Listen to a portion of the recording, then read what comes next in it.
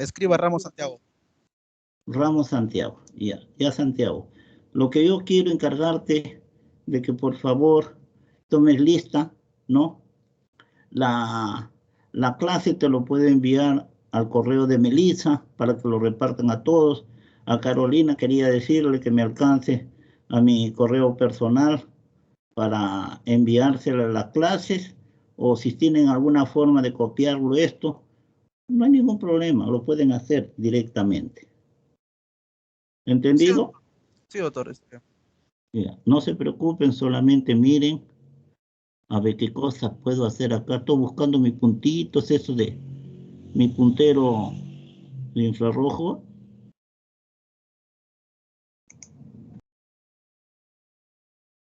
No lo encuentro. Bueno, pues. Doctor, derecho y le va a salir opciones de puntero. A ver, espérate. Un ratito, ¿no? Derecho, ¿no? Me dices. Clic derecho. A ver. Opciones de puntero. ¿Dónde está el puntero? No, ahí le sale opciones de puntero.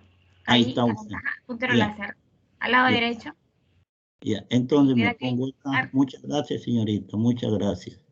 Entonces, a mí me gusta esto. A ver.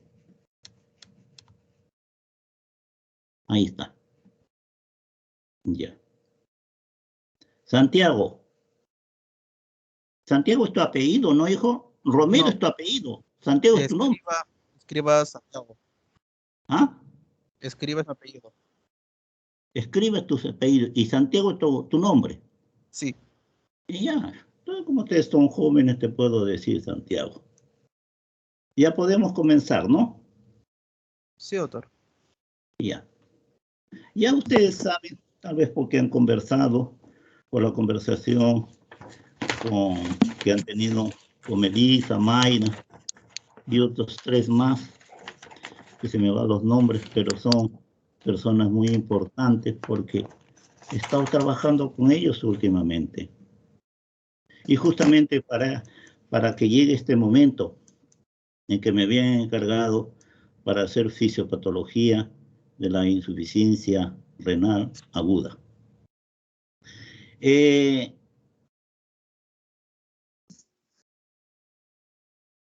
Ustedes han hecho bien la fisiología.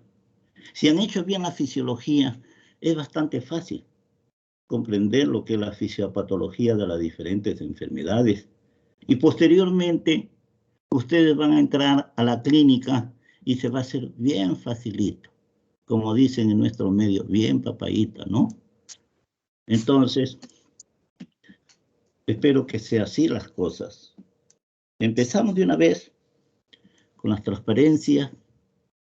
Ahí va la primera. La insuficiencia renal aguda es sumamente dramático.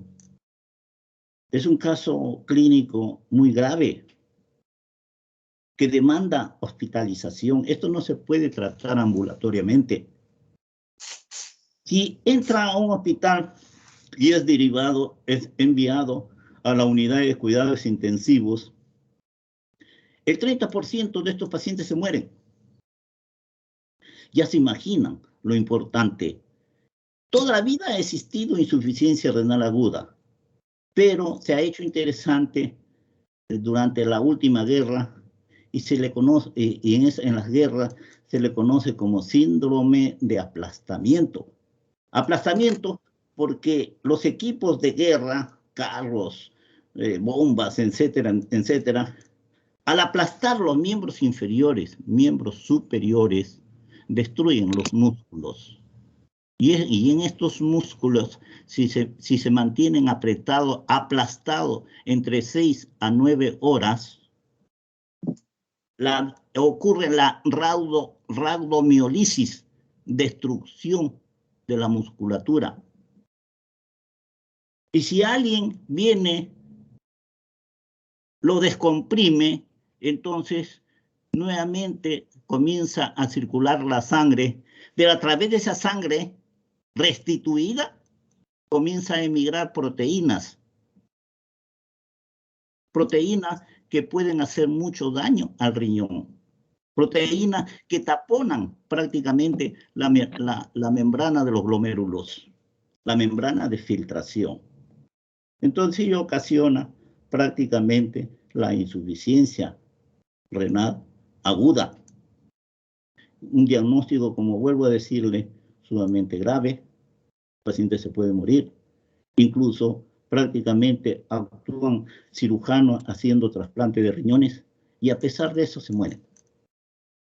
Entonces, a cierto punto, como no está la cosa clara, ofrecer un trasplante de riñón a un paciente que sufre de síndrome de aplastamiento todavía no está muy claro. Entonces, veamos qué podemos nosotros entender para que sean unos buenos médicos.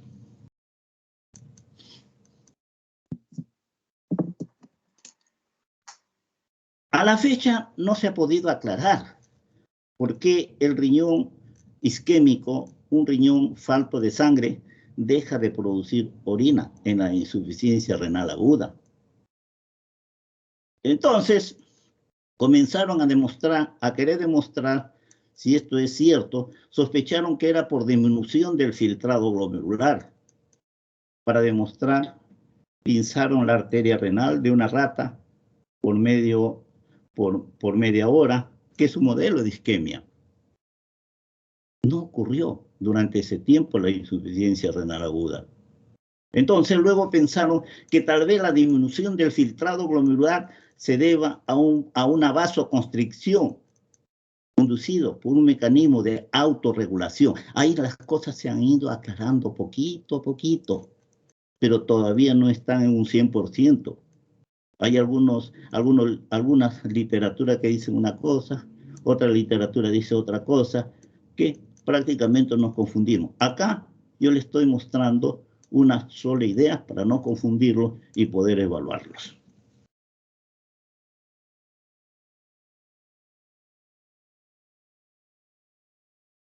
Por otro lado, el diagnóstico de la insuficiencia renal aguda es fácil de descubrir en consultorio. ¿Cómo hacemos? Si nos llega a consultorio un paciente refiriendo de que toma agua y no está orinando o orina muy poco, entonces, ojo, que algo está pasando con ese paciente. Entonces, hay que pedirle creatinina, urea y creatinina, que son marcadores de la insuficiencia renal, y si salen elevados, lógicamente que está en insuficiencia renal. Hay que enviarlo al especialista, al nefrólogo. El nefrólogo es el clínico que trata las enfermedades del riñón. El urólogo es el cirujano, el que hace los trasplantes de riñón. Cuando ocurre un trasplante de riñón, tienen que participar 3. Cirujano vascular, el urólogo y el nefrólogo para solucionar los problemas de rechazo. ¿Me entiende, Santiago? Sí, doctor. Bien, entonces, vamos para adelante. Definición. Es la pérdida súbita, brusca, una disminución brusca de la función renal. Se pierde la capacidad de filtrar los desechos de la sangre y la capacidad para eliminar el exceso de líquidos y electrolitos. Si nosotros llegamos a solucionar la causa que está llevando al paciente a la insuficiencia renal aguda, lógicamente que el paciente va a salir de su cuadro. Y si es antes de los 3 meses, mucho mejor, porque ese paciente se va a recuperar en su totalidad. No va a tener secuelas. Es decir, que la enfermedad del riñón es reversible. Pero si esta enfermedad se prolonga más de los 3 meses, de inmediato la insuficiencia renal aguda se convierte en insuficiencia renal crónica. La insuficiencia renal crónica se establece y es imposible solucionar el proceso patológico.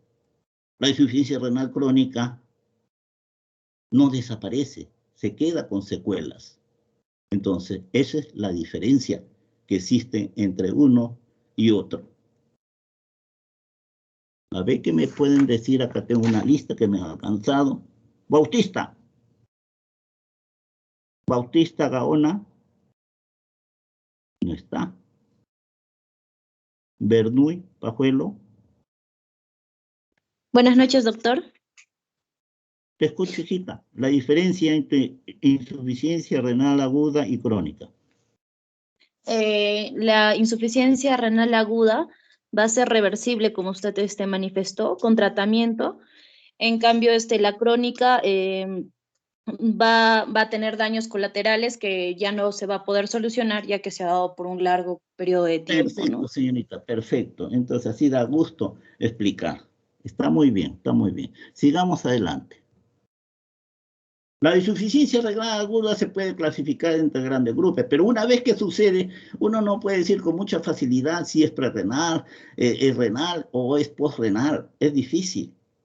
Si tiene mucha experiencia, tal vez, ¿no? Acierta, pero es un poquito difícil. Entonces, las enfermedades, estas enfermedades, la insuficiencia renal aguda lo podemos dividir en 3 categorías. Prerrenal o extrarrenal. Prerrenal, que sucede antes del riñón, las causas, y renal o parenquimatosa, que está dentro del parénquima renal, y la postrenal o obstructiva, como su nombre lo indica, obstructiva, está después, la causa está después de los riñones.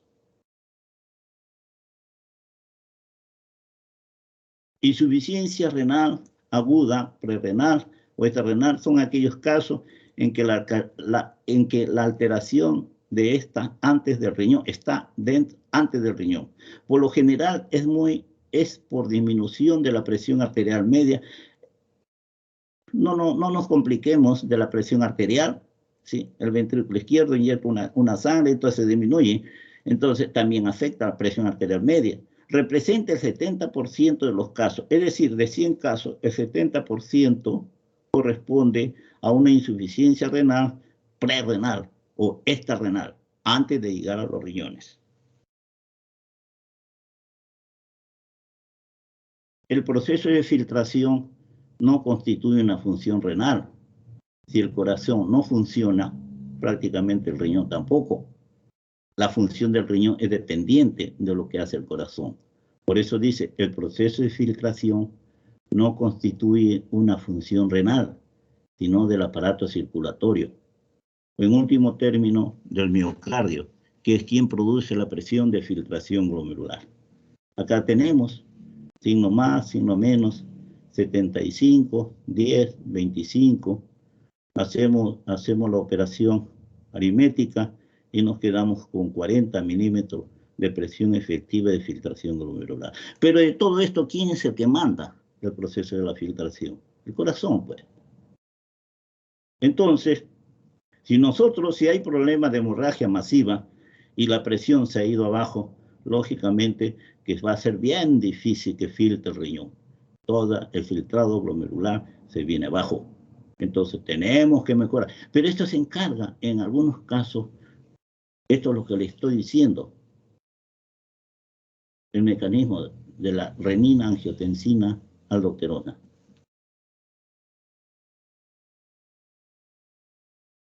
En caso de hemorragia intensa e infarto de miocardio, no se obtiene una buena presión efectiva de filtración glomerular, lo que estamos hablando. Entonces, esta isquemia renal causa daño tubular.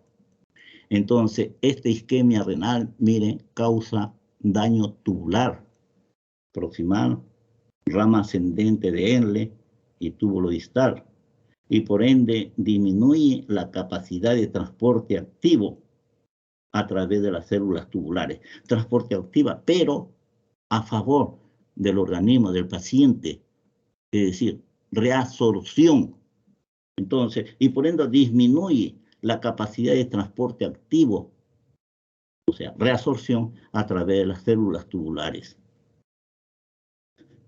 En la insuficiencia renal aguda, la reabsorción activa de cloruro de sodio en el asa de Henle ascendente está disminuida, no se retiene, se queda dentro de la luz del túbulo. Y la impermeabilidad del agua se da, no llega a un buen volumen porque la filtración glomerular está baja. Hace llegar un bajo volumen de orina, pero hipertónico porque el sodio no se reabsorbió.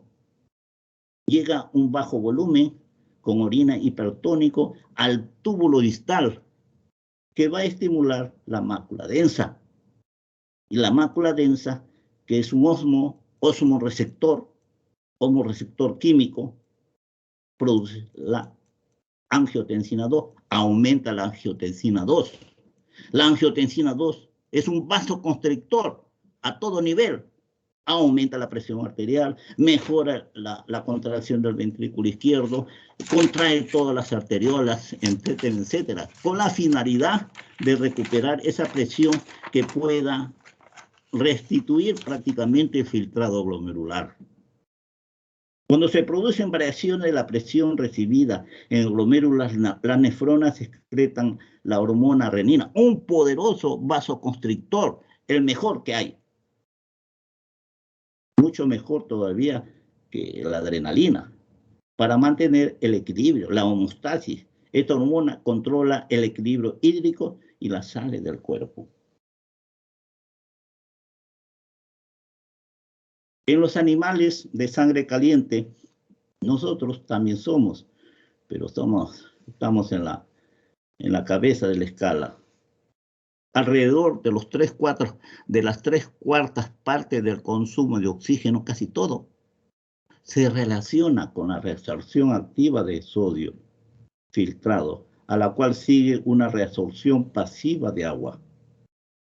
Es decir, se reabsorba sodio y el sodio reabsorbido, retenido en el organismo, jala agua, como si fueran marido y mujer, ¿no? El sodio queda en el cuerpo y jala agua. Por eso que el volumen líquido y el contenido de sodio del organismo se mantiene estable. Equilibrio glomérulo-tubular. Cuando la función tubular descrece, disminuye la capacidad de reabsorción de sodio, agua y también el filtrado glomerular. Entonces, comprendido.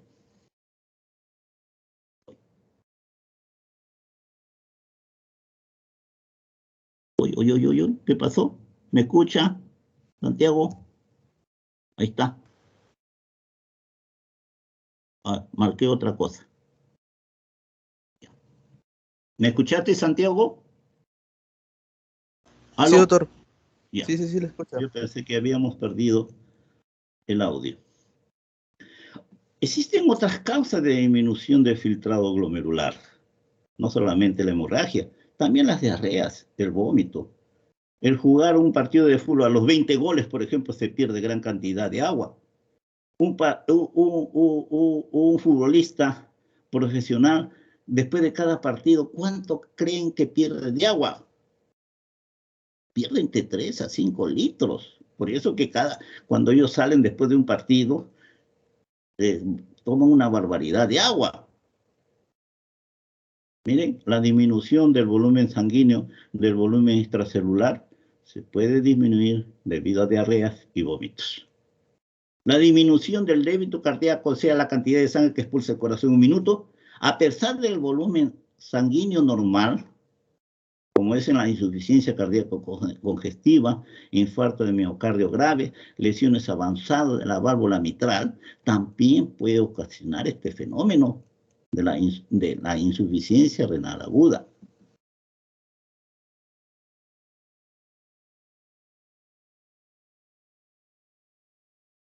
Acá tenemos un cuadro. Miren, tenemos una columna en el lado izquierdo, otra columna en el lado derecho. Cuando se produce un cuadro de hemorragia, puede seguir la columna de los azules, pero también en la columna negra puede seguir ese camino cuando la hemorragia es muy profusa y muy duradera. Pero empecemos, no nos compliquemos la vida. A ver, acá tenía un puntito.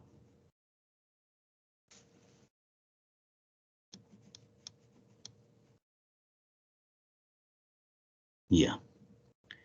Voy a seguir este punto. pero relacionado con este punto de acá. Y después voy a seguir este punto de acá, pero relacionado con este punto de acá. Muy bien, empiezo con la columna de mi izquierda. Acá dice, ha sucedido una hemorragia, un shock hipovolémico. Entonces, ¿qué cosa sucede en nuestro cuerpo? O sucede una vasoconstricción renal, es decir, llega muy poca sangre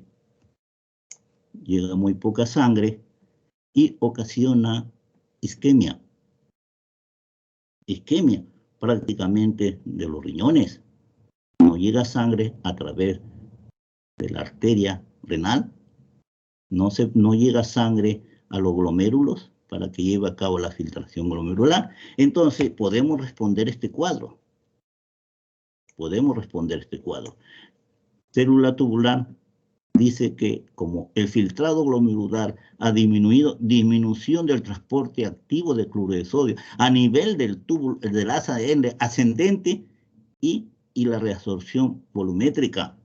Hay una concentración de sodio en la orina del túbulo, de la orina que se está formando en ADN, que está llegando a la mácula densa.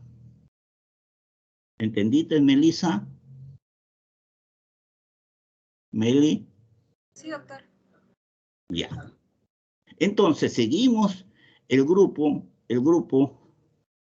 que ha sufrido un accidente, ha sucedido una hemorragia profusa, ha bajado presiones, prácticamente a los riñones lo ha dejado sin filtración glomerular. Entonces, ha pasado más de 8 horas de lo sucedido y está ocurriendo una insuficiencia renal aguda, se está instalando. Entonces, ¿qué cosa sucede?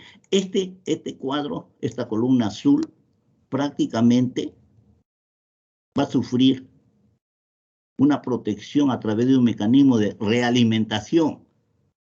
La cadena renina-angiotensina-aldosterona va a actuar. Entonces, ¿qué cosa sucede? Hay un aumento de concentración, del sodio en la mácula densa. Muy bien. Llegó a la mácula densa una alta concentración de sodio porque no se reabsorbió a nivel del ADN. Hay un aumento de la concentración de angiotensina.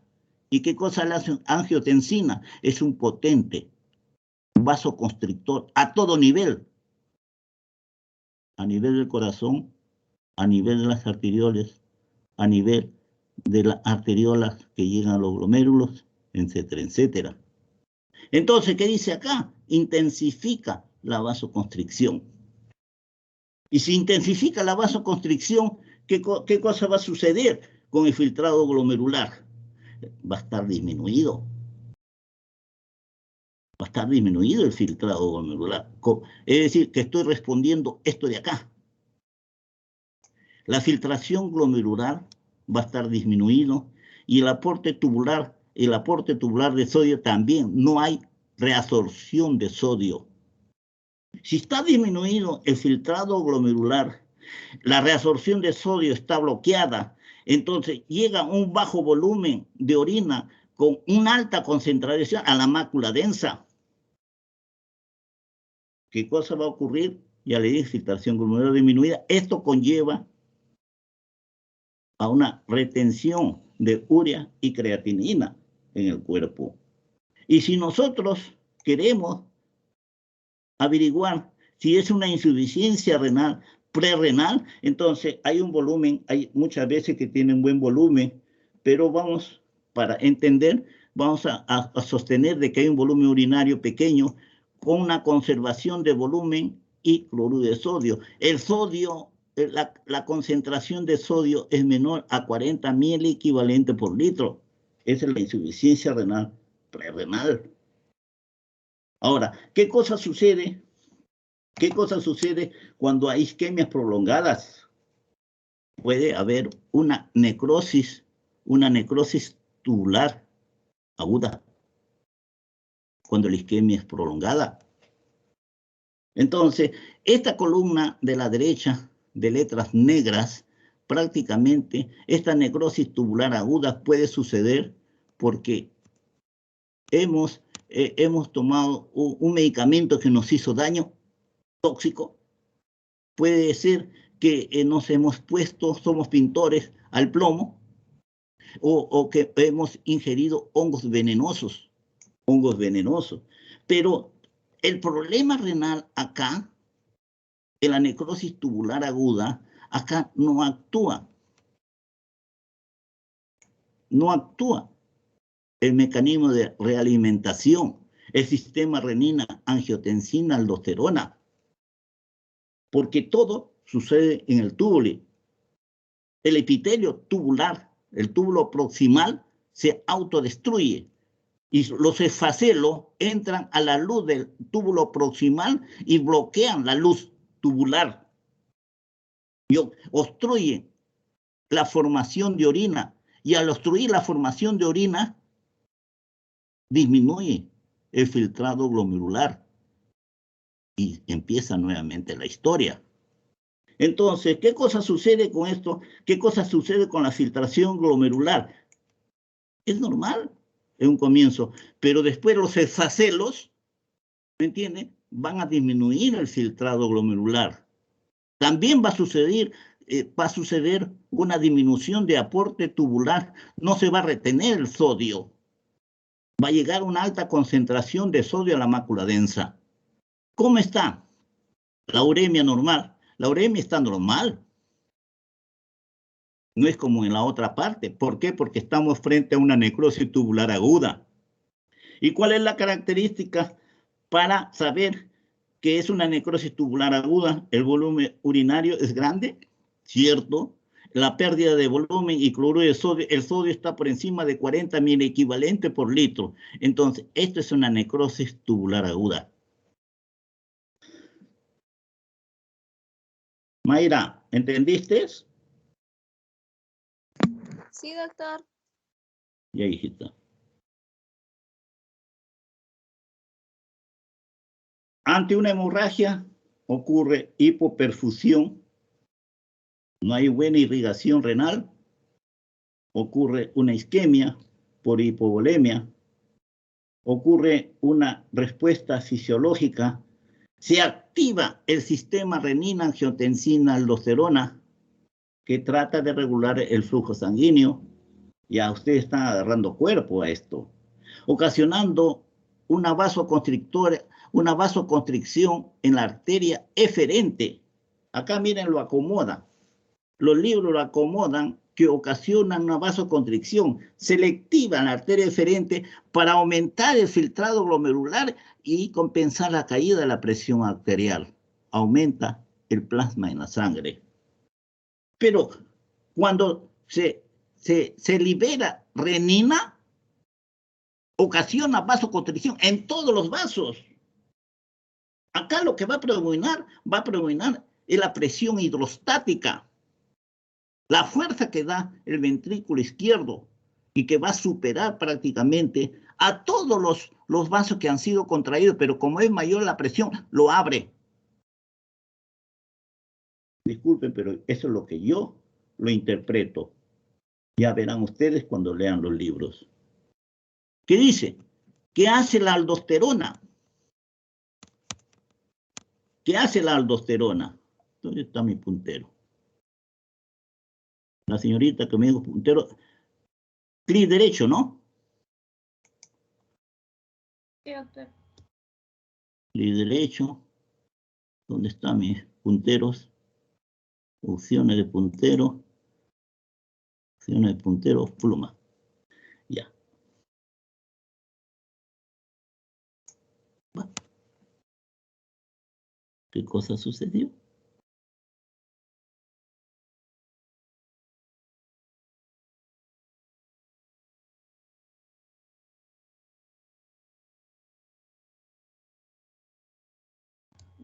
Tiene que volver a darle clic derecho, doctor. Ya, hijita, ya. Ahorita.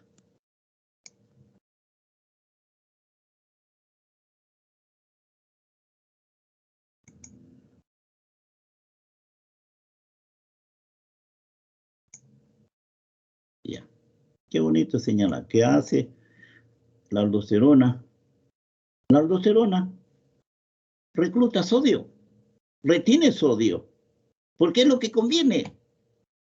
Retiene, y como es sodio, también lo sigue pasivamente el agua. Es decir, recluta sodio y retiene agua.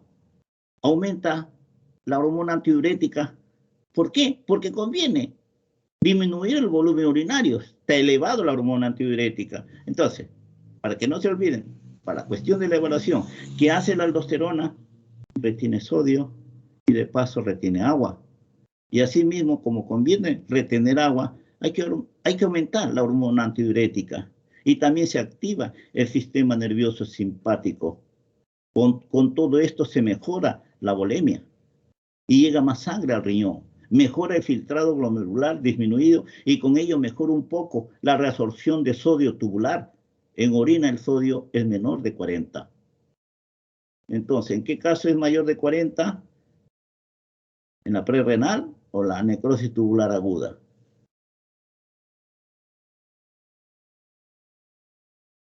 ¿Qué dicen, muchachos? Necrosis tubular aguda. Necrosis tubular aguda, doctor. Ya. Vamos a ver. En la necrosis tubular aguda el sodio es mayor. Y tú estás viendo que el sodio es menor en la insuficiencia renal aguda. El primero me respondió bien. Entonces, seguimos adelante. Recordemos control del flujo sanguíneo renal. Sistema renina, angiotensina, aldosterona. Yo creo que ha sido uno de los más grandes descubrimientos que haya sucedido en medicina. Acá dice el angiotensinógeno producido por el hígado, así está en orden. La angiotensina 1 en el riñón y la angiotensina 2 en el pulmón. Entonces, el angiotensinógeno es un bloque, ¿no? Es una molécula grande que se va cortando poco a poco, haciéndose cada vez en moléculas más pequeñas. Acá, la renina, ¿dónde se produce la renina? Ya lo van a ver, no les pregunto todavía porque no llegó a ese punto. Pero la renina, que es un potente vasoconstrictor, corta el angiotensinógeno que tiene 453 aminoácidos y se transforma en una molécula de 10 aminoácidos que es la angiotensina 1. La angiotensina 1 pasa a angiotensina 2 gracias a la acción de la enzima convertidora de angiotensina. Pero para esto ha disminuido su molécula a 8 aminoácidos, que esto es un potente vasoconstrictor. ¿Ya me entienden?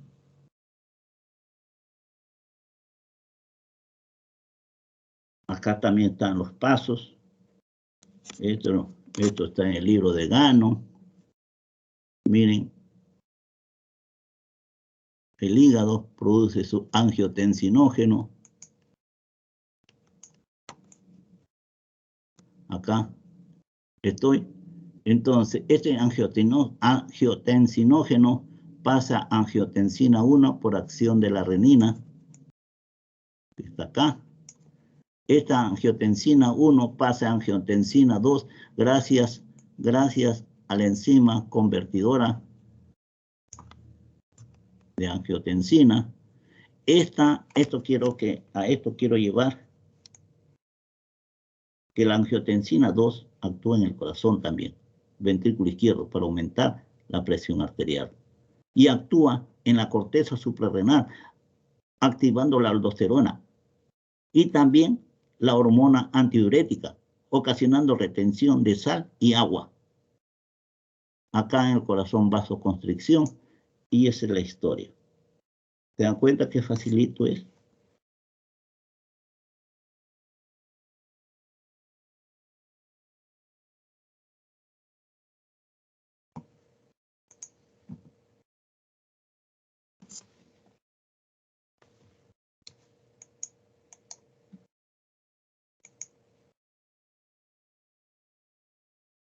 Ahora se me bloqueó esto. Ah, ya. Células del aparato justaglomerular.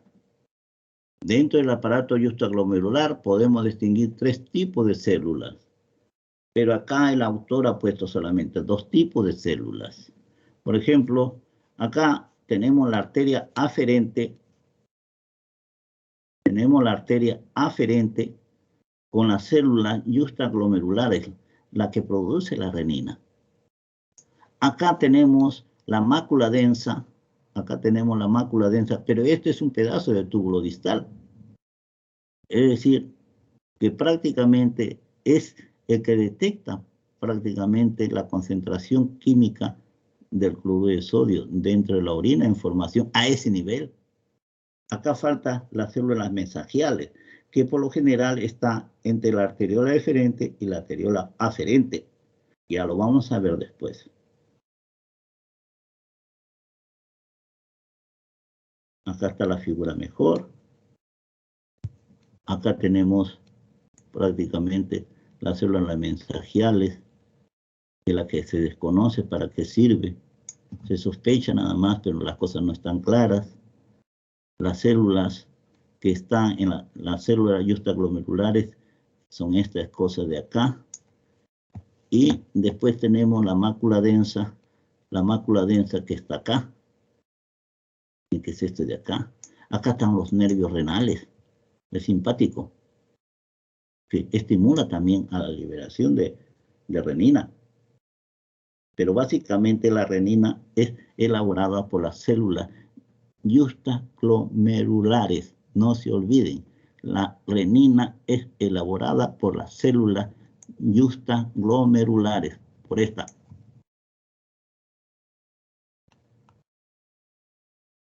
Aparato justaglomerular es un sistema de realimentación funcional según lo que pasa en el túbulo distal. Homorreceptores, como ya les dije, en cuanto a la concentración de cloruro de sodio, modifica el filtrado glomerular. Claro, actúa porque libera la angiotensina 2.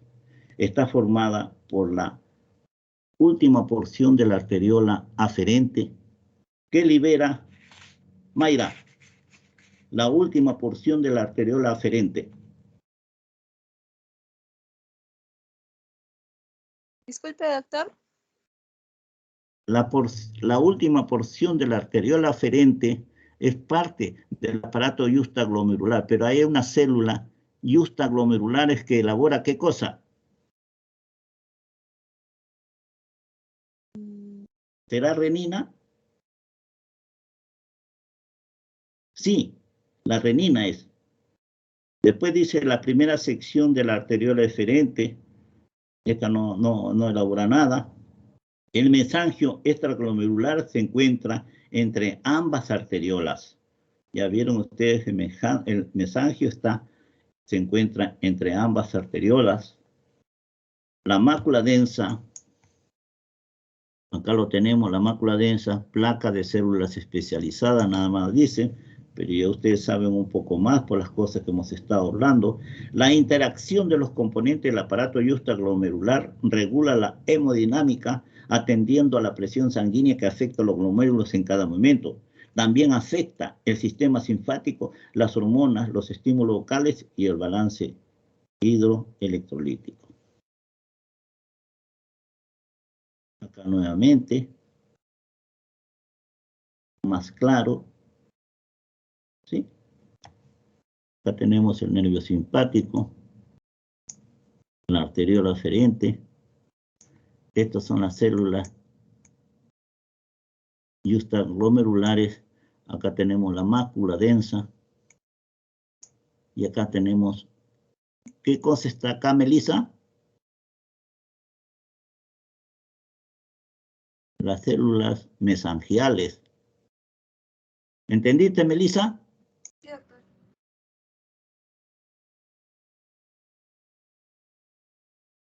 Liberación de la renina, 3 estímulos. La disminución de la presión sanguínea en la arteriola aferente. Los vasoreceptores locales ocasionan liberación de renina. Es el vasoconstrictor más potente del organismo después de las endotelinas. Las endotelinas también son vasoconstrictoras. pero son mucho más fuertes que la adrenalina. El estímulo simpático también estimula la renina, pero no es del riñón exclusivamente. La renina es producida por las células justaglomerulares. Las variaciones de la cantidad de cloruro de sodio, estas variaciones son detectadas por las células de la mácula densa, que ya también es historia. Ya lo saben ustedes. Células mesangiales extraglomerular. Tras muchos estudios, aún no se conoce con certeza cuál es su función. Las células de la mácula densa, estas células cuando notan que la concentración de cloruro de sodio aumenta, produce un compuesto llamado adenosina. Miren que también produce adenosina, que es un vasodilatador. Es decir, acá viene lo complejo.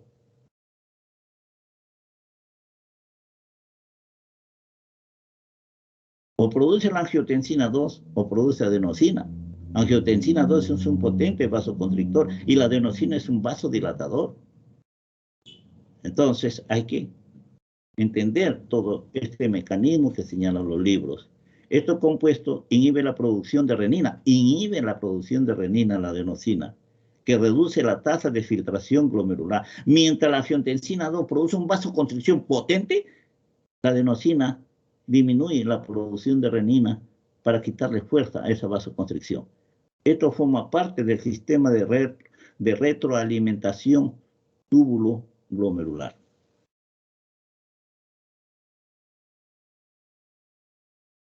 Acá tenemos criterios de definición y estratificación de riesgo de disfunción renal. Acá tenemos criterios de volumen urinario. Este es el volumen urinario, que prácticamente cuando está en un inicio la insuficiencia renal, acá por ejemplo, dicen una creatinina de 1.5, creatinina de 2, creatinina de 3, hay producción de orina. Pero cuando la cosa se agrave y se pone a nivel de trasplante, ya no hay producción de orina. Entonces, estos son los pacientes que prácticamente se ponen en listado de trasplantes. Criterios para insuficiencia renal aguda. La disminución de la excreción urinaria en 24 horas. Cuando está entre 450 centímetros cúbicos, el término es oliguria. Cuando es 50 centímetros cúbicos en 24 horas, el término que se emplea es anuria. La retención de componentes urinarios en la sangre es por encima de 2 miligramos por ciento. Hay algunos que dicen 1.8, producto del metabolismo muscular, y 40 miligramos por ciento de urea. También hay problemas en el riñón.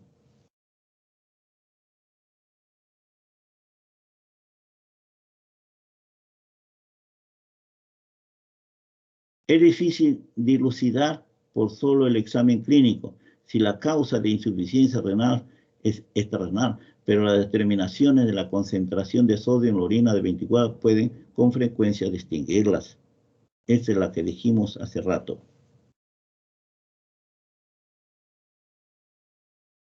Azotemia prerrenal, medicamentos que tratan la insuficiencia cardíaca o la presión arterial alta, produce una revolución renal alterada.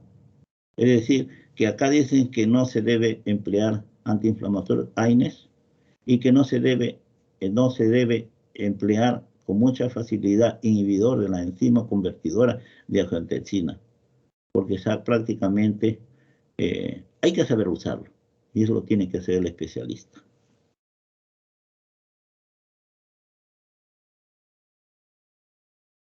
En la insuficiencia renal aguda por hipovolemia, sangrado, disminuye el filtrado glomerular.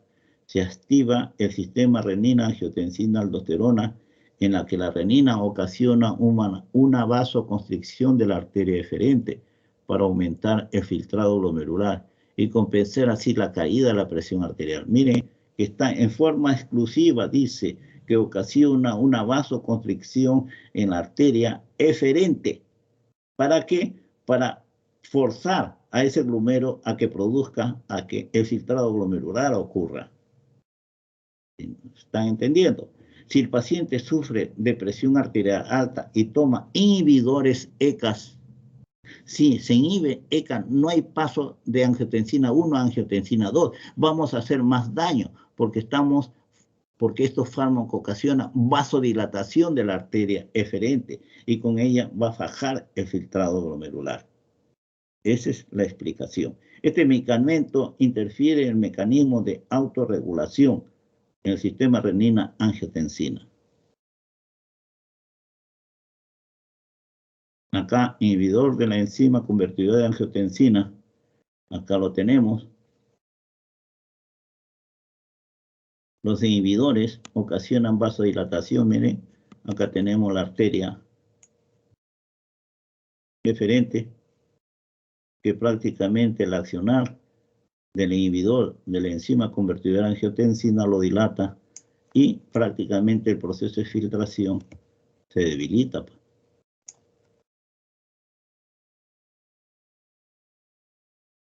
Los AINES, al contrario, dice, genera vasoconstricción en la arteria aferente. Acá. Genera vasoconstricción en la arteriola aferente y por lo tanto disminuye la presión arterial glomerular. Entonces hay menor filtración glomerular. Acá los vectores están indicando que el sentido de la vasoconstricción, y como no llega buena cantidad de sangre, entonces baja el filtrado glomerular. Entonces ni los inhibidores ni los AINES son buenos emplearlo en pacientes con insuficiencia renal aguda. Acá tenemos la historia de la angiotensina, miren.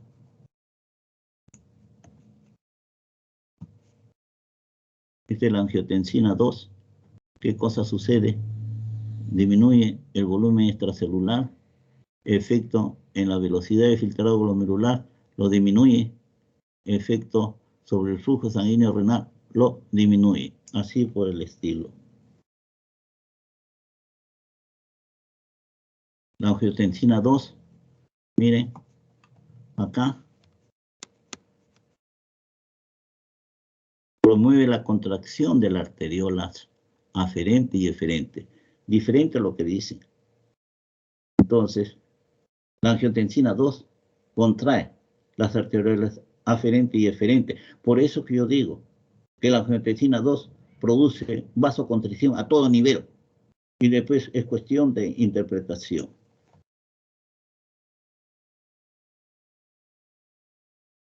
Acá tenemos los inhibidores de ECA, encatopril, enalapril. Acá tenemos losartán, que es un bloqueador. Losartán, que es un bloqueador de modo selectivo de los receptores ASU1. También hay receptores de ASU2. Últimamente han reportado de que prácticamente el COVID entra por estos receptores AT2 y revoluciona prácticamente las cosas, la gente que se dedica a la investigación. Acá tenemos la última transparencia. Miren la estrechez de la arteria renal que ocasiona problemas renales. Insuficiencia renal aguda, renal o parenquimatosa. Las lesiones lo vamos a encontrar en el parénquima, en intersticio, y representa el 20% de los casos. Es decir, de 100, 20 corresponde a la insuficiencia renal propiamente dicha. Ocurre alteración de la estructura renal, glomerular, síndrome nefrótico, túbulo intersticial o vascular, angiopatía trombótica. Ya lo hemos dicho. Acá tenemos la glomerulonefritis. Miren esta imagen.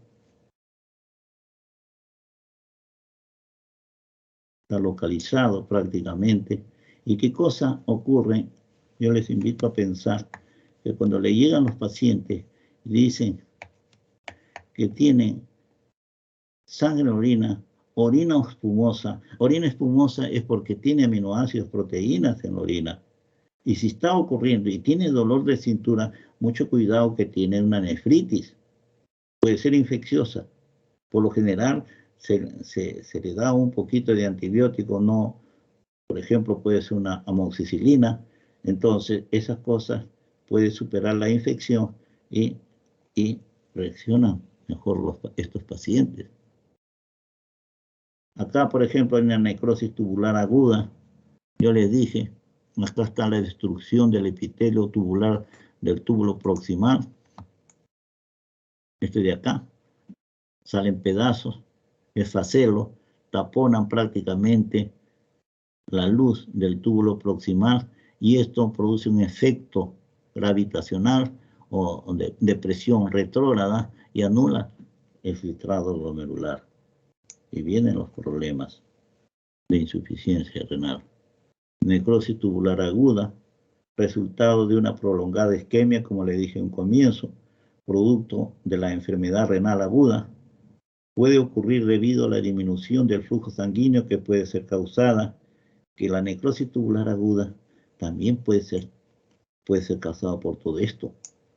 Infecciones graves, la sepsis, cirugía especialmente cardiovascular y abdominal, lesión directa del riñón, quemaduras severas, lesión muscular grave o esfuerzo físico extremo. La lesión muscular grave, el síndrome de aplastamiento que sucede en las guerras, en los terremotos catastróficos, los accidentes automovilísticos.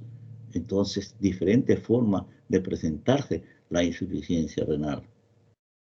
Pero todo esto a través de un cuadro llamado necrosis tubular aguda. Las sustancias nefrotóxicas, los medicamentos y otras sustancias del plomo, lo que dijimos, los hongos venenosos, tienen afinidad. Miren, las sustancias nefrotóxicas tienen afinidad para lesionar la célula del túbulo proximal y a la rama ascendente de las ADN. Se puede clasificar la necrosis tubular aguda en isquémicas y tóxicas. Las tóxicas, que es la que puede ocurrir con todas las características que hemos señalado, endógenas por hemólisis, exógenas por antibióticos, y los otros caen dentro de la isquemia, pero sin mecanismos de retroalimentación.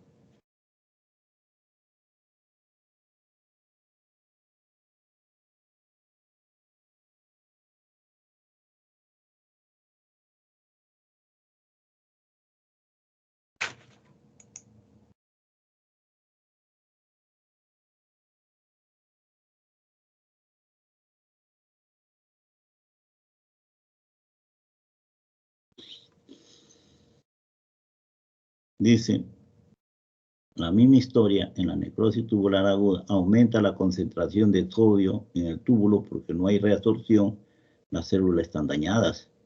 Y esto estimula la mácula densa e interpretar como si el paciente estuviera deshidratado. Por alta concentración de sodio, el bajo volumen, interpreta la mácula densa como si el paciente estuviera deshidratado. Envía una señal al aparato yuxtaglomerular ocasionando vasoconstricción de la arteriola aferente. Y a su vez disminución de la tasa de filtrado glomerular que va a ocasionar la insuficiencia renal. El epitelio tubular necrosada se desprende ocasionando un conglomerado tubular que se une a una proteína, ¿sí? Esta, la TANGOFA, que sale en el sedimento urinario como cilindros epiteliales. Eso nos permite interpretar que hay lesión renal. En la nefritis intersticial aguda alérgica a un fármaco hay un acúmulo de células inflamatorias, leucocitos, en el intersticio que ocasiona estenosis del túbulo, que va a ocasionar obstrucción y aumento de presión retrógrada, disminuyendo el filtrado glomerular y que va a ocasionar una insuficiencia renal tipo alérgica. Acá hay fiebre, raíz cutánea, sangre, una fuerte reacción eosinofílica. En la necrosis tubular aguda se retienen sustancias nitrogenadas porque a nivel del túbulo proximal se secreta creatinina y como está dañado el epitelio tubular, se acumula la creatinina en la sangre.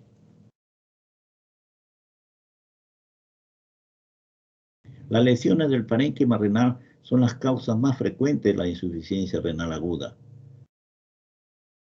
Necrosis tubular aguda, necrosis cortical, glomerulonefritis aguda, enfermedad del colágeno, infarto de riñón solitario de ambos. La causa en la necrosis tubular aguda son nefrotoxina, aborto séptico, pérdida aguda de sangre, postoperatorio, quemaduras extensas, pancreatitis aguda, hemoglobina y mioglavina. Acá un examen histológico. La nefritis intersticial, hay un acúmulo de células inflamatorias, pero entre la médula y la corteza, sin comprometer vasos, sin comprometer glomérulos. Se detecta por la presencia de estas células. El infiltrado inflamatorio está compuesto por células mononucleares y linfocitos, con un número variable de células plasmáticas y eosinófilos.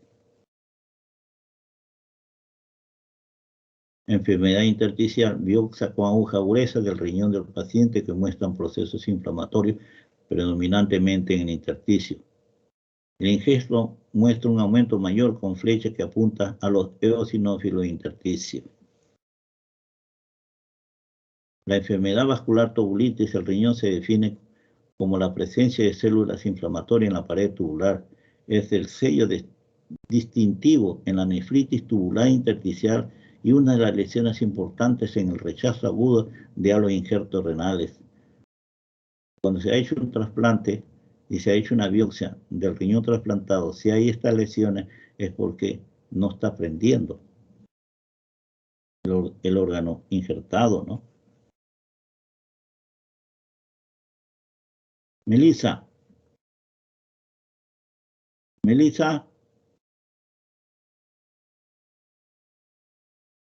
Mayra. Sí, doctor. Ya. Yo les digo que aprendan todo esto de memoria. Este es un resumen de todo lo que hemos hablado. ¿Me escuchas, Santiago? Carolina. Sí, doctor. Sí, sí. Ya. Este es el cuadro clave. ¿Entendido? Entonces, acá dice. Empiezo acá. Hemorragia grave. Continúa. Esta hemorragia grave disminuye la presión arterial sistémica porque hay una isquemia mayor renal.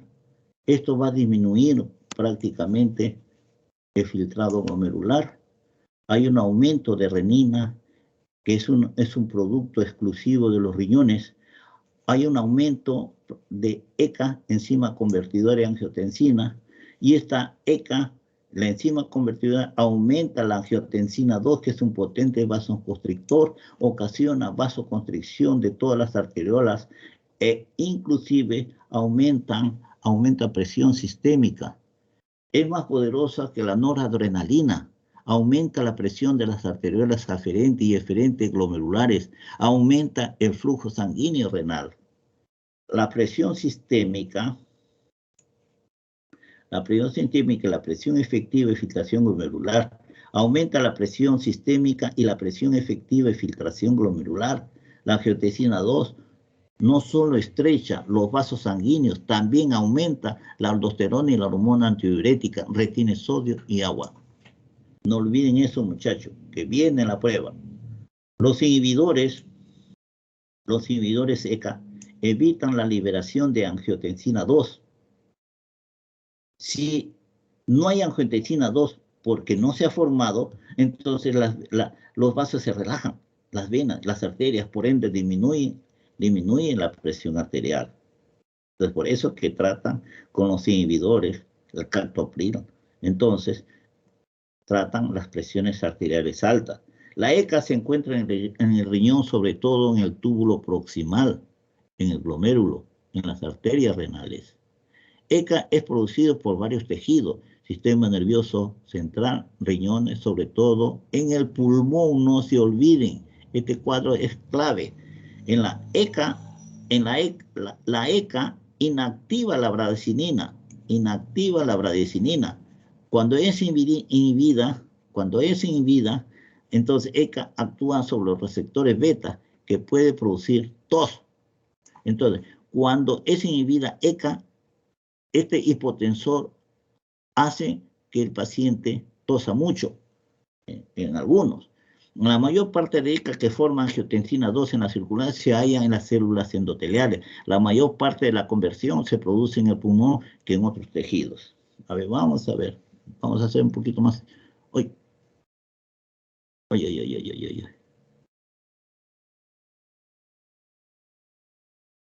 Insuficiencia renal por renal.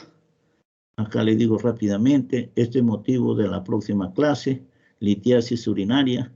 Este de acá, no olviden acá, dice, las infecciones urinarias no pueden ser tomadas a la ligera, sobre todo en las mujeres. Las mujeres, las infecciones urinarias son asintomáticas y son prácticamente presa fácil para hacer insuficiencias renales crónicas. Hay bastantes mujeres que llegan y necesitan de trasplante para poder seguir viviendo. Entonces, siempre, de vez en cuando, hay que hacerse un cultivo, un examen completo de orina por la proximidad del meato uretral con los excrementos que están en el ano. Acá tenemos la próstata. La próstata lo tenemos desde el nacimiento.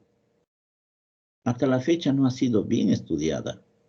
Lo único que se sabe de la próstata, que es una glándula de por medio, que crece a partir de los 40 años. Así, en forma puntual, matemática, crece cuando uno llega a los 40 años, comienza a crecer la próstata. Y cuando crece, comprime, que ya lo van a ver más de un ratito, si me permiten seguir adelante. Entonces, la próstata, ¿qué es lo que hace? La próstata, miren, está comprimiendo la uretra prostática, la uretra membranosa, y prácticamente evita de que cuando uno termina sus relaciones sexuales, el esperma vaya al canal vaginal. Tiene que ir al canal vaginal porque la próstata actúa como una pared. Cuando es operado, el sujeto prácticamente, toititito, el esperma, va a parar a la vejiga. Y el sujeto prácticamente termina su relación sexual en seco. Por eso que ellos no pueden tener hijos. Cuando el paciente es operado de la próstata, no puede tener hijos. Es más, la próstata produce unos líquidos que lo coloca en la uretra prostática a través de 3 o 4 orificios, conductos, lo deja y que determina que el alimento del espermatozoide sea alcalina, pueda seguir viviendo. La próstata elabora una enzima que se llama PSA, antígeno prostático específico, que facilita, le abre camino al espermatozoide para que pueda encontrar el óvulo y ser fecundado.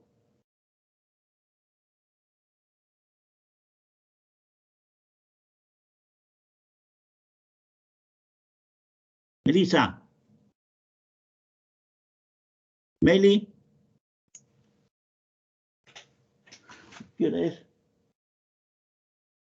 No, todavía seguimos adelante. Seguimos adelante, Santiago, ¿ah? Santiago. Sí, doctor. Carolina. ¿Ah? Sí. ¿Ya estás cansado ya? Acá voy a tratar de hacerlos más interesantes para mantenerlos despiertos.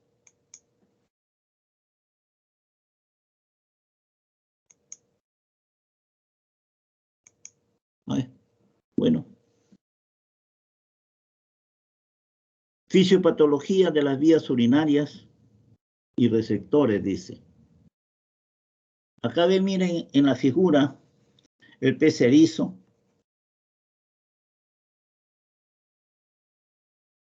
Voy a poner mi puntero como me han enseñado.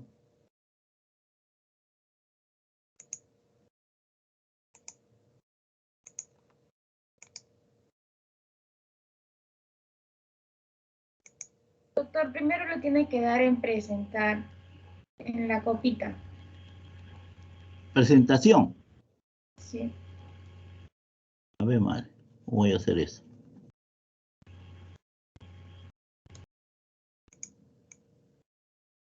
No me sale el puntero. No, pero en la parte de abajo, en la parte inferior derecha, hay como una copita.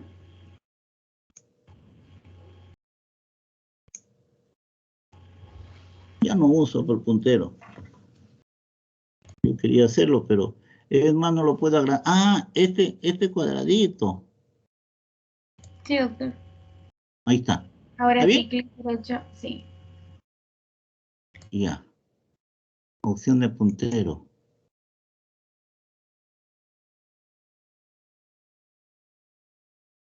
Ya. Va a ser emocionante estas cosas, porque es bien difícil. Ustedes han visto que los libros de fisiología vías urinarias solamente son 2 hojas. Entonces, es importante esta cosa definitivamente. Ya lo van a entender. Acá tenemos, por ejemplo, les voy a demostrar de que la vejiga no siempre ha sido inútil. La vejiga ha sido utilizado a través del tiempo.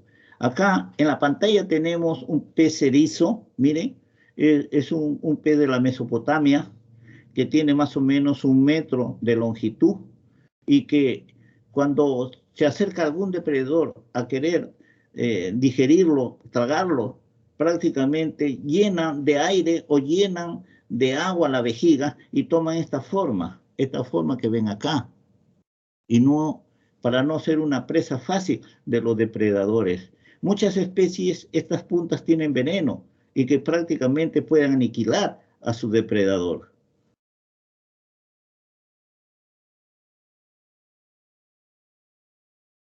El cuerpo toma la sustancia nutritiva de los alimentos y los convierte en energía. Deja productos de desechos en el intestino y en la sangre. Lo de las vías sanguíneas se eliminan a través de las vías urinarias, a través de 3 mecanismos funcionales: transporte, almacenamiento y eliminación. Otras funciones de la vejiga que se ha ido perdiendo a través del tiempo, aún se conservan algunas especies. Por ejemplo, tiene una función protectora, que acabo de describir una. El pez erizo, para defenderse de los depredadores, hinchan el cuerpo como un globo para poner eréctil sus púas.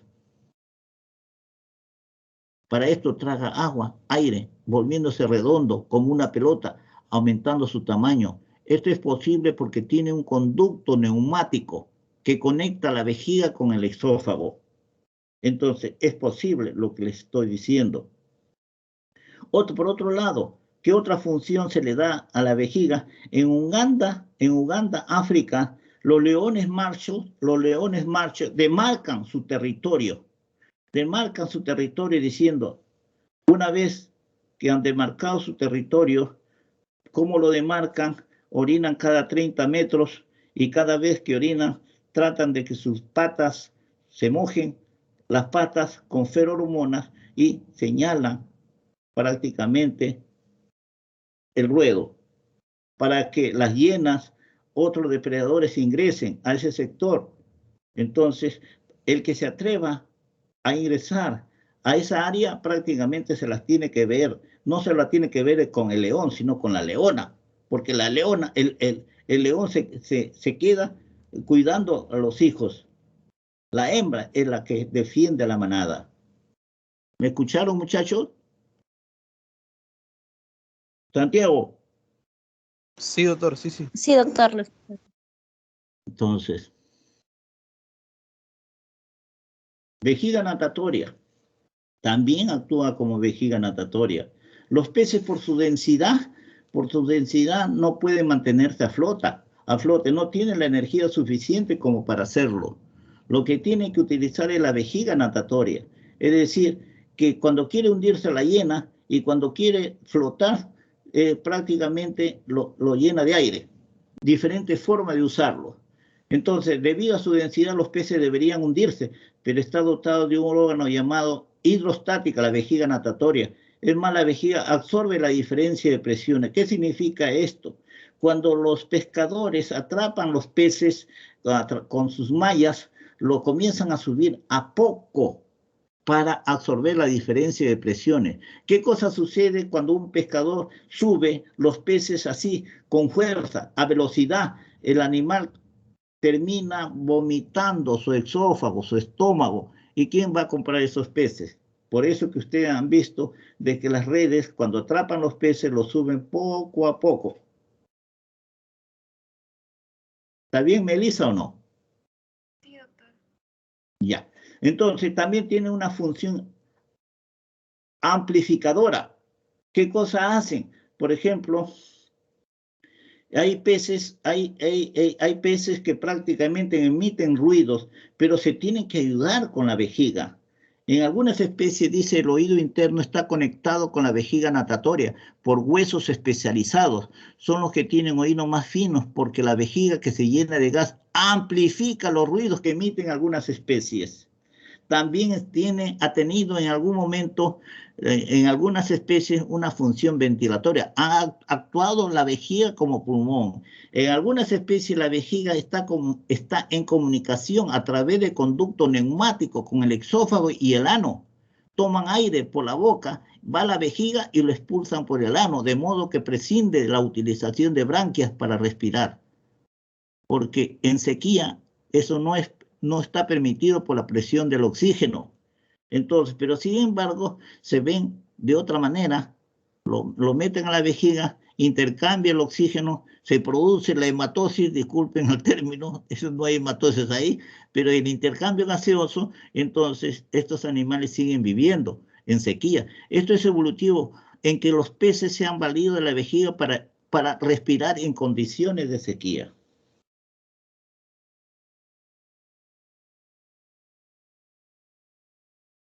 Evolución e historia de la vejiga. Yo por lo menos he jugado pelota con una vejiga resecada, inflada, ¿sí? En épocas que uno andaba sin zapatos, allá en Cajamarca. Los griegos y los romanos usaron vejiga de cerdos inflada, es cierto. La pelota de cuero más antigua que existe se encontró en 1999 en Escocia. El balón estuvo hecho de una vejiga de cerdo cocida con recubrimiento de cuero. La reina salía en los balcones y tiraban la pelota para que empiece el partido de fútbol. En 1931, el deporte de fútbol fue introducido a nuestro país por marineros ingleses que arribaron a las costas del puerto del Callao. Miren, esa es la pelota que se utilizó en el Mundial de Brasil de 1950. ¿Ven? El pasador, adentro una vejiga, el pasador, pero pobre, aquel que cabeceaba los pasadores cuando venía la pelota por alto. Terminaba con escoriación. Acá está la pelota de los japoneses, cuando el Mundial fue en el Japón, donde lo botaron a Maradona, no entró al Japón. Objetivo, recuerdan la anatomía, histología, fisiología del tracto urinario y patología. Acá. ¿La orina del tracto urinario está formada? Por supuesto, está formada. Solamente las vías urinarias sirven para transportar la orina desde los cálices, pelvis, renal hacia afuera. ¿Es necesario estudiar el tracto urinario? Por supuesto que es necesario estudiar, porque los adelantos tecnológicos han desplazado prácticamente a la cirugía convencional en cirugía endoscópica. Y para poder trabajar, para poder meterse a través de las vías urinarias hacia los cálices, es necesario saber las dimensiones, qué es lo que hacen. Entonces, eso nos permite prácticamente este estudio hacer la urodinamia, los avances tecnológicos que ya les he dicho, que prácticamente ha desplazado prácticamente la cirugía convencional. Todo en Estados Unidos es cirugía endoscópica, pero cuando las cosas son fáciles, cuando la próstata es sumamente grande, es acá donde entran a operar los peruanos, porque no están entrenados mucho en cirugía endoscópicas. Entonces, ni tampoco el bien entrenado no puede sacar una próstata por encima, de 100 gramos. La cirugía de oro para operar una próstata endoscópicamente, ¿cuál es el límite? 100 gramos. Más de 100 gramos tienen que sacarlas abiertas, y los que dominan la cirugía endoscópica no pueden operar porque no tienen la habilidad suficiente. Miren, acá tenemos las nefronas que ustedes ya han hecho en cada riñón existe más o menos 1.200.000 nefronas, son 2 millones en 2 riñones. Acá tenemos, por ejemplo, acá tenemos el riñón, con esto acá tenemos el calculito, que si prácticamente pasa al uréter, obstruye y deja de pasar orina hacia la vejiga, esto ocasiona el cólico nefrítico, que eso ya lo vamos a hacer después, pero ocasiona una fuerza retrógrada que puede anular el riñón y desaparecerlo en 6 meses. Por eso, cuando hay un cólico nefrítico, siempre es bueno hacer su control, asegurarse que ha eliminado la piedra, porque piedras forman todos los seres humanos. El origen, los alimentos, que ya lo veremos después. Acá tenemos, por ejemplo, la papila renal, los múltiples huequitos a través del cual llega el conducto de Bellini. Acá le dije, este es el túbulo colector. Este no es el que llega al conducto, a la papila renal. Llega a la papila renal otro conducto, a través de otro conducto que es el conducto de Bellini, que ese conducto de Bellini no tiene que ver nada con la formación de orina. Acá tenemos otra imagen, acá tenemos la pelvis, el uréter, etcétera, etcétera. Acá tiene un solo movimiento, que el riñón tiene un solo movimiento, la vía urinaria existe un solo movimiento que es el movimiento peristáltico. No olviden que las vías urinarias tienen un origen endodérmico, igual que el intestino, origen endodérmico. Por eso que cuando hay un cólico renal se confunde si viene del abdomen o es de la vejiga. Entonces hay que saber diagnosticar, que les voy a decir después cómo se diagnostica. Entonces, no olviden, les he dicho 2 cosas que son importantes. El conducto de Bellini, que no es la parte terminal del túbulo colector, ese conducto de Bellini que no participa en la formación de orina. Y que en los cálculos, cuando obstruyen en un 100%, genera presiones retrógradas que pueden desaparecer el riñón en 6 meses. En un comienzo cólico nefrítico, pero a través del tiempo se silencia y sigue la destrucción hasta desaparecerlo.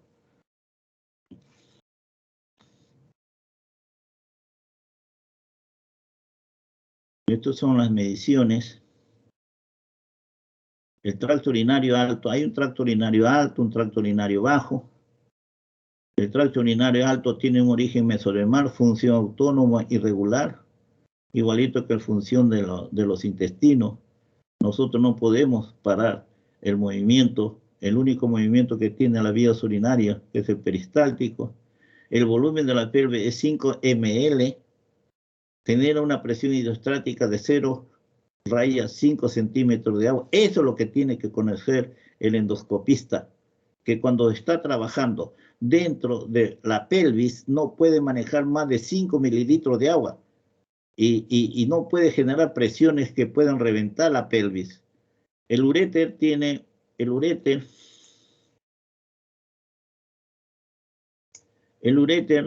una longitud de 30 a 25 centímetros, un diámetro de 0,0 centímetros, genera una presión de 2 a 10 centímetros de agua. Está inervado, tiene una inervación extrínseca e intrínseca, igualito que el intestino, porque tienen el mismo origen, pero acá no está demostrado que tiene una inervación extrínseca, intrínseca, es decir, no existe plexo de agua, plexo de Meissner no tiene. Entonces, pero sin embargo se considera que sí, que algún día se va a descubrir. Las ondas peristálticas ocurren entre 1 a 5 veces por minuto de acuerdo a la formación de orina. Las contracciones peristálticas de las paredes musculares de los uréteres impulsan la orina hacia la vejiga con el único movimiento del peristáltico. El epitelio de transición tiene queratina, dice, la piel externa tiene queratina y por lo tanto no tiene capacidad de absorción, no tenemos capacidad de absorción a través de la piel. No somos como las plantas esta de que no necesitan agua, solamente se alimentan del agua del medio ambiente. Como los cactus, ¿no? Los cactus hacen eso. No hay necesidad de regarlo. Captan. En cambio, acá el epitelio, la pared interna de la vejiga, no tiene queratina. Y sin embargo, no pueden absorber agua, ni tampoco ni medicinas. Entonces, no tiene queratina, el epitelio de transición. Acá miren ustedes, acá tenemos la vejiga, tenemos el riñón, acá tenemos la vejiga. Entonces, esto de acá es un catéter que acá tiene una colita de chancho y acá tiene otra colita de chancho. Se introduce con catéter que los estiran y después los retiran, pero quedan atrapados en la pelvis y quedan atrapados en la vejiga. ¿Con qué finalidad? Con la finalidad de sortear cualquier obstrucción por cáncer, cualquier cosa que pueda haber que esté obstruyendo el paso de la orina. Eso se llama catéter doble J o pigtail en inglés. Miren, tracto urinario bajo, dos orígenes. Tiene un origen endodermal, el cuerpo de la vejiga, y mesodermal, el trígono. Tienen una función autónoma, refleja, primordialmente voluntaria. Hasta los 2 años de edad, esta función no es voluntaria en los niños, pero ellos aprenden a manejar su vejiga conforme va madurando su sistema nervioso, la mielinización del sistema nervioso. Entonces, aprenden a manejarlo. En la unión de la vejiga,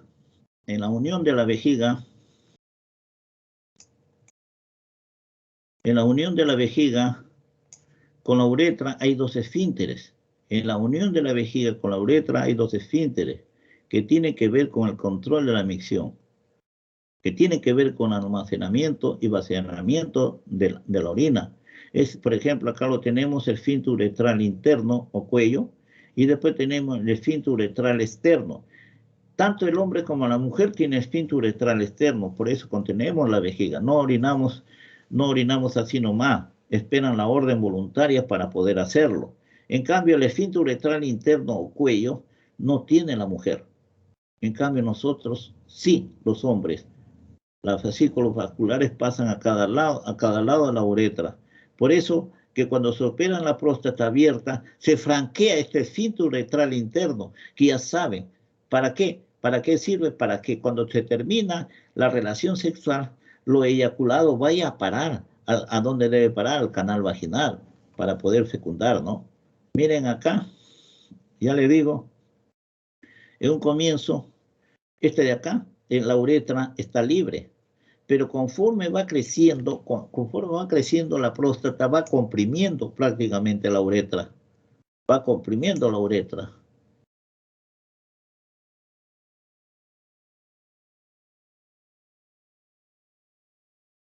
¿Qué hago ahora? Melissa. Doctor, dé clic en la diapositiva. ¿Ah? Dé clic en la diapositiva. Continúo nomás. A ver, vamos a ver. Esta figura, ¿cómo lo saco? Dele clic en la flechita, doctor. Ya. Entonces seguimos con la vejiga. ¿Por qué la polaquiuria? Hablando más de lo que ocasiona prácticamente la insuficiencia renal aguda. Puede ocasionar. Miren, si vemos acá en la figura, acá un globo, la uretra y la próstata, que son en la parte baja donde dice próstata, es la próstata. Mientras no lleguemos a los 40 años, muy bien, nosotros podemos orinar cada 4 a 5 horas, ¿no? Eso es lo normal.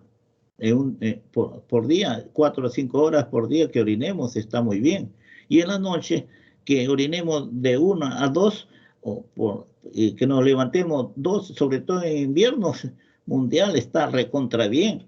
Entonces, y acá la próstata, en una persona joven, no, esta cosa no crece, no obstruye, pero sí la próstata puede inflamarse y ocasionar lo que le llaman la prostatitis. La prostatitis prácticamente no es la próstata de los viejos. A partir de los 40 años, hay uno de 70 años que viene a decirme, tengo prostatitis. Ya no tienes prostatitis, tú tienes la próstata de los viejos.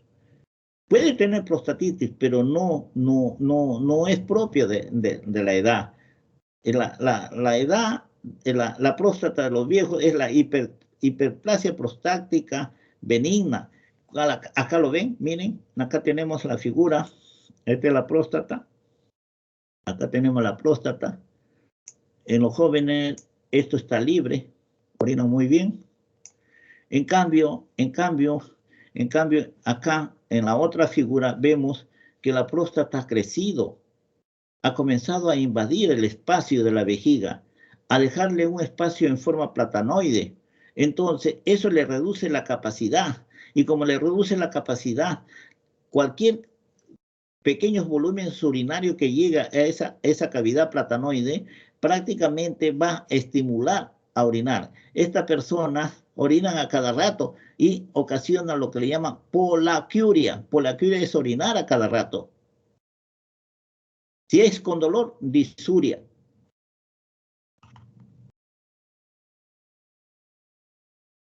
Miren, para que vean ustedes por qué es importante las vías urinarias. Dice, Phyllis Bossini de Frankfurt intentó examinar por primera vez la cavidad vesical en vivo. Introdujo un tubo metálico a través de la uretra a la vejiga, iluminada mediante una bujía situada en el extremo del tubo. Las mujeres que han permitido para todas estas cosas prácticamente tienen una uretra bastante corta y que cada vez que se hacía la autopsia y encontraba un montón de cálculos dentro de la vejiga. Entonces, lógicamente que eso, Anne decía, entonces las mujeres podemos, como tienen 2 centímetros, 3 centímetros de longitud, podemos meter un tubo e iluminar la parte interna de la vejiga y verlo. Pero en esa época todavía no había luz. Pero sí se prendían algunos artefactos y pretendió iluminar la vejiga, pero achachay, ¿no? Decían las mujeres. Prácticamente eso, si esto lo hacían los hombres, hubiera sido peor. Pero sin embargo, inició la época de la endoscopía. Estos primeros intentos endoscópicos vesicouretrales fueron expuestos por el autor en el siglo XVIII a la Escuela Médica de Viena, sin merecer atención, y el método quedó olvidado tras la muerte del autor, que sucedió 2 años más tarde. En el año 58, el médico francés Dosemieux presentó su primer libro endoscópico para la exploración visual. En el año 1858, no muy lejano a lo que hizo el otro, dice, para la exploración visual en la cavidad vesical, y posteriormente creó el primer centro de endoscopía urinaria en el mundo, padre de la endoscopía urinaria, en el año 1858. En el año 1866 se adaptó la lámpara incandescente inventada en esa época por Edison. Mire, ya había luz eléctrica, pero aún así la luz quemaba la pared interna de la vejiga. Y desde entonces el examen directo de la cavidad vesical fue declarado normativo, imprescindible en la práctica urológica. Piuber, sin la citoscopía no es posible un diagnóstico exacto de las secciones vesicales renales. Los nuevos instrumentos de fibra óptica, fibra de vidrio óptica, que eso ha sido ya prácticamente uno de los mejores descubrimientos, incluso han estado reemplazando la fibra óptica para transmitir, comunicarse con los diferentes continentes, porque no se deteriora con el óxido, que sí a los cables lo daña.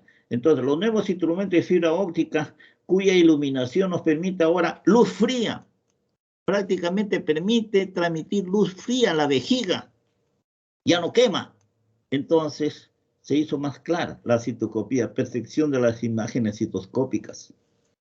Miren, eso fue en el siglo XVIII. Para hacer esto.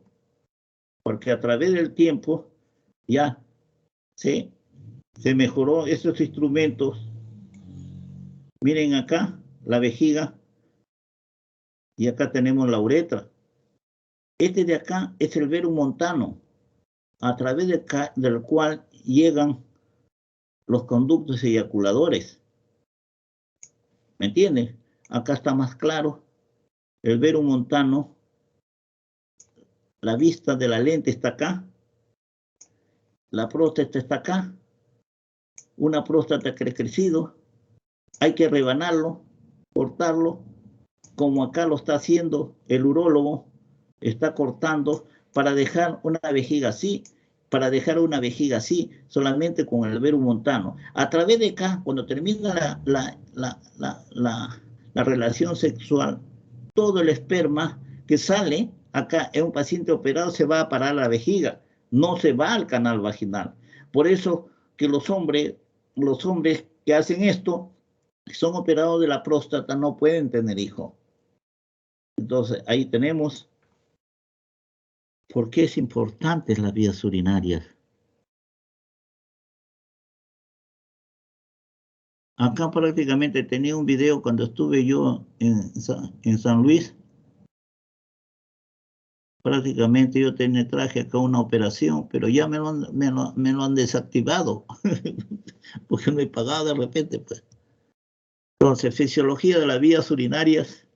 La pared de la vejiga es extraordinariamente distensible. Se puede almacenar cantidades crecientes de orina sin aumentar de forma significativa la presión de la vejiga.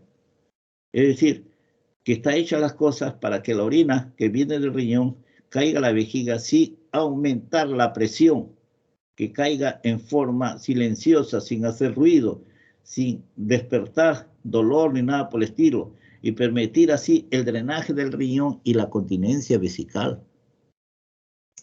La micción es un reflejo espinal de estiramiento, facilitada e inhibida por los centros cerebrales superiores.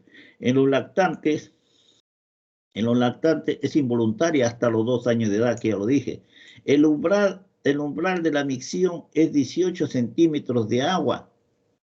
Si está por debajo de 18 centímetros, no hay deseo de la micción. Pero si yo quiero orinar a la fuerza, si no tenga deseo miccional, yo comprimo la pared del abdomen, los músculos rectos, los transversos, etcétera, etcétera, y aumento la presión por encima de 18 centímetros de agua en la vejiga y tengo el deseo de sacar la orina de la vejiga. Entonces, el umbral de la micción es 18 centímetros de agua de presión hidrostática, control voluntario. El control voluntario puede mantenerse hasta que la presión vesical alcanza los 100 centímetros de agua. Si alcanza los 100 centímetros de agua, nos orinamos. Ya no hay quien lo detenga. Una vez que un reflejo miccional comienza, es autorregenerativo. Miren acá. Acá se está acumulando el primer deseo miccional a los 150, pero acá está en 250, pero ven, miren, acá hay flechas que prácticamente están enfermando, esta roja está informando que prácticamente se está llenando la vejiga, y acá una flecha azul que está inhibiendo prácticamente a que no orine, y así, conforme va llenándose, llega hasta los 450, los 500 mililitros, el estímulo miccional se incrementa y prácticamente se debilita los que bloquean la micción. Y si llega a los 100 centímetros de orina, se orina. No hay vuelta que darle. Nos orinamos. La formación de la orina en el riñón y su almacenamiento en la vejiga son procesos autonómicos, en contraste con el vaciamiento, con el vaciamiento que es voluntario. El volumen de orina que llega a la vejiga en un minuto es 1 a 2 mililitros. Entonces, por eso es que cuando le pregunten a usted, el ecografista dice, tiene que tomar agua para llevar a cabo la ecografía de la próstata. Sí, pero ¿en qué tiempo debe llenarse? Si el sujeto toma agua, como cuando hicieron la prueba de concentración y dilución, le hicieron tomar agua, un litro de agua. Santiago, ¿te acuerdas que le dieron de tomar agua, no? Para hacer la prueba de concentración y dilución. Sí, doctor. Ya. El volumen de orina que llega a la vejiga en un minuto es de 1 a 2 mililitros. Entonces, si es necesario 200 mililitros la vejiga, es fácil calcularlo, pues, ¿no? Si normalmente cuando está con hidratación normal es 1 mililitro por minuto, y si tomo agua es 2 mililitros por minuto, y es fácil hacer una operación, ¿no? La hiperactividad vesical es normal en los bebés y niños. En nosotros la micción lo hacemos en un ambiente social adecuado gracias a la corteza cerebral. Acá miren, hasta acá tenemos una vejiga plegada, ¿no? Eso significa que está contraída. Pero cuando esta vejiga se llena, se relaja. Y nosotros orinamos porque comprimimos, ordenamos la contracción de la musculatura esquelética abdominal y prácticamente superamos la presión de 18 centímetros y se viene la orina. ¿Por qué se estira tanto la vejiga? Porque acá extracelularmente hay huecos fuera de la célula. Es por eso que se estiran y se llenan estos huecos. La vejiga cuando está contraída prácticamente es polistratificada, tiene varios planos, pero cuando se llena de orina prácticamente es un solo plano nada más. Este polistratificado se transforma en un solo plano de células. Esto es lo difícil, pero sin embargo se habla. Fisiología de las vías urinarias, la investigación básica sobre la neuroanatomía y la neurofisiología del tracto urinario bajo nos permite entender nuestra limitada comprensión del tema. Control central puede ser inhibida o facilitada. Centro inhibidor, un centro inhibidor. En nuestro cuerpo tenemos la corteza cerebral, tallo encefálico. Centro facilitador, el hipotálamo y protuberancia anterior. Existe un control periférico. Existe un control periférico que está integrado por el sistema nervioso autónomo y somático. La inervación principal está dada por los nervios pélvicos S2, raya 4, que están compuestos por fibras sensitivas y motoras parasimpáticas. Y la inervación secundaria se da la inervación secundaria a través del nervio pudendo, que tiene las mismas raíces que la inervación principal. El nervio hipogástrico tiene una raíz de la fibra simpática T10, raya L2. Es cuestión que ustedes lo lean ya. Eso es solamente referencial. Eso es lo mismo que hemos dicho anteriormente. Acá es necesario entender esto para que puedan explicar a los pacientes cómo se administra las medicinas. Fisiología de las vías urinarias. Farmacología de la musculatura y el tracto urinario bajo está bajo control del sistema nervioso autónomo. Actúa sobre las células de la fibra muscular lisa a través de los mediadores químicos acetilcolina, noradrenalina, liberados en las terminaciones nerviosas, las cuales actúan sobre los receptores específicos de la membrana celular.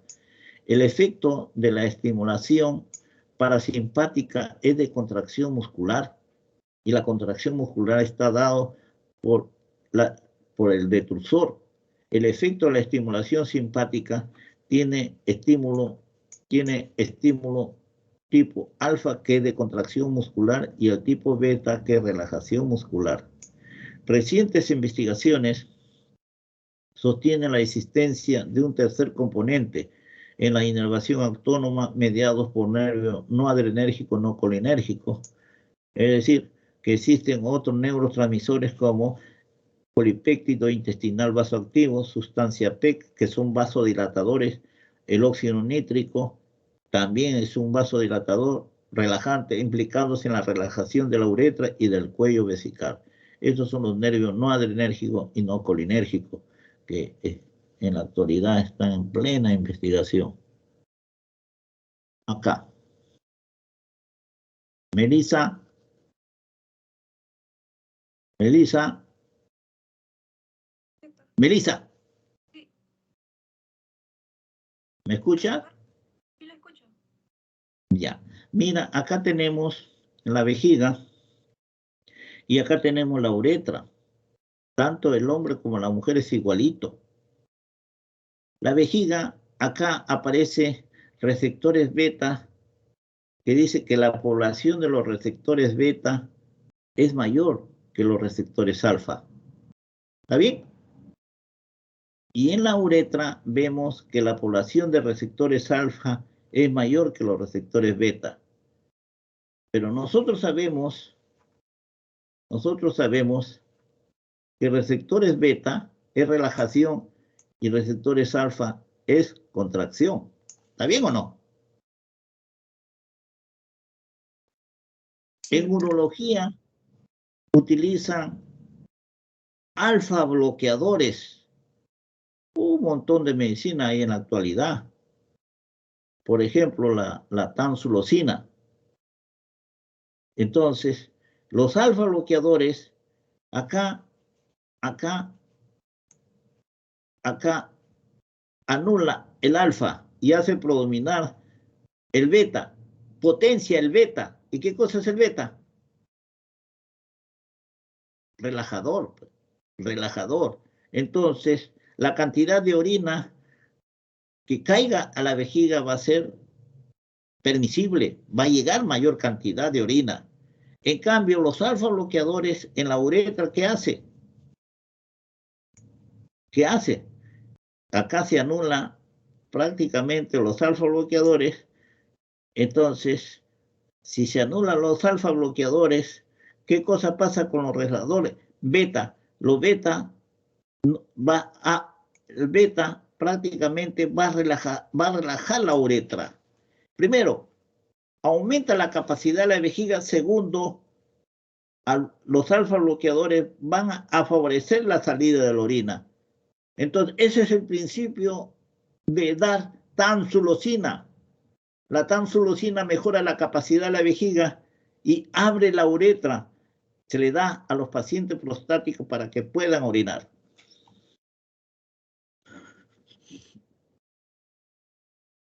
Receptores estrogénicos en el tracto urinario inferior. Por inmunohistoquímica, lo pueden leer, pero vamos a leerlo nosotros. Dice, por inmunohistoquímica, estos receptores estrogénicos se localizan en el uroepitelio de la base vesical, en la uretra, en el tejido conectivo y el músculo estriado perineal. En la menopausia, que es propia de las mujeres, se caracteriza por la disminución de los estrógenos circulantes. En la menopausia se caracteriza por disminución de los estrógenos circulantes que ocasiona atrofia del epitelio vaginal, uretral y vesical y un aumento del pH vaginal que favorece la colonización bacteriana de origen fecal. Es decir, antes de la menopausia, las mujeres, el pH de su vagina es ácida por un germen que lo voy a mencionar después. Entonces, cuando no hay estrógenos, entonces no hay ácido láctico. Entonces se alcaliniza prácticamente la mucosa vaginal de la mujer y es presa fácil de las infecciones. La disminución de los estrógenos ocasiona hiperactividad vesical por mayor sensibilidad de los receptores. Por eso que las mujeres orinan a cada rato. Nociceptivos que desencadenan el reflejo meccional. Por eso que emplear en estos pacientes la tamsulosina con flavosatos, bloqueadores, ¿me entiende? De alargamiento de la micción que tienen los pacientes, entonces es mucho mayor. Es decir, usar tamsulosina con flavoxato y administrarlos juntos les favorece mucho a estos tipos de pacientes que tienen los estrógenos circulantes bajos. La disminución de estrógenos ocasiona fibrosis uretral por aumento del colágeno y disminución del cierre uretral. Este es el bacilo de Donnerland o lactobacilos.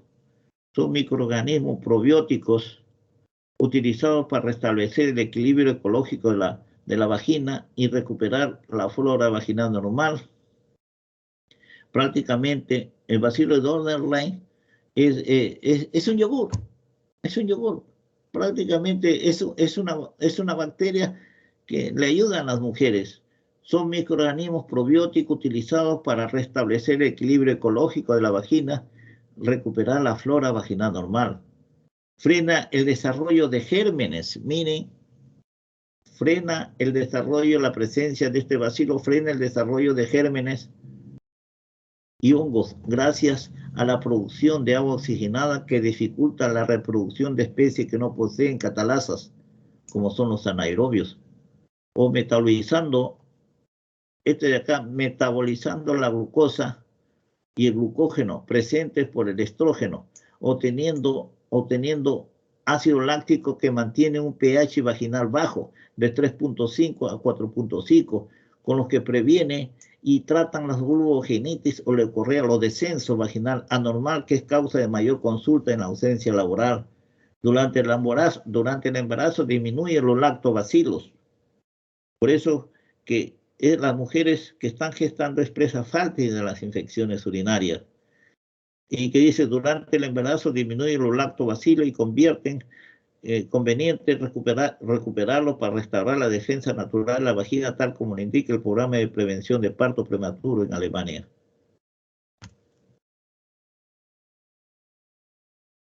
Fisiología de las vías urinarias, rápidamente para terminar esto.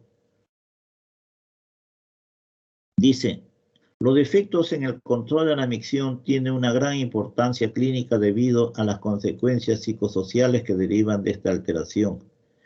En las fracturas debajo de D12, L1, ocasiona una vejiga neurogénica flácida y arriba de este nivel vejiga neurogénica espástica. Neurogénica flácida es cuando la capacidad de la vejiga se incrementa pero no hay contracción, y la vejiga neurogénica, la capacidad de la vejiga disminuye pero hay contracción permanente. Los estudios urodinámicos son exámenes de función del tracto urinario que ayudan al diagnóstico diferencial de la vejiga neurogénica. Clasifican la incontinencia de mucha importancia en el tratamiento. Tipo de estudios. Cuando se hace urodinamias, hay un montón de canales que se pueden hacer estos estudios que voy a enumerar: uroflujometría, cistometría, perfil de presión uretral, electromiografía, presión abdominal y presión del detrusor. Acá, cuando se está haciendo una cistometría, miren, el resultado de las cistometrías se lleva a un papel que tiene las siguientes variables: presión de agua, presión, volumen vesical. Acá, por ejemplo, acá ven la presión de agua ha determinado una contracción vesical a un volumen normal de 450, pero en la vejiga flácida, cuando hay lesiones medulares, se llega a volúmenes superiores y no hay contracción. Esa es la vejiga flácida. Pero cuando la contracción de la vejiga ocurre antes de lo normal, es una vejiga espástica. Cuando ocurren lesiones medulares, es mejor quedarse con vejiga espástica que con vejiga flácida. Las vejigas espásticas son es más conveniente que las flácidas, de mejor pronóstico, ¿no?